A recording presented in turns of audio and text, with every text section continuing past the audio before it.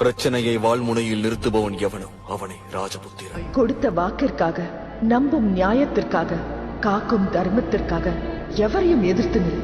அது கடவுளானாலும் சரி, அச்சம் கொள்ளாதே. அதுவே தர்மம், அதுவே சத்திரிய தர்மம்.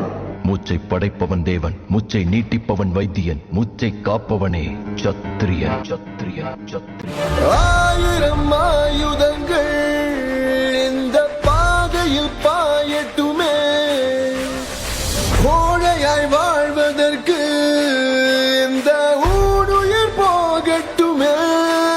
தலை நிமிர்ந்து நியாயம் காக்க நீ என்று சத்திரியன்.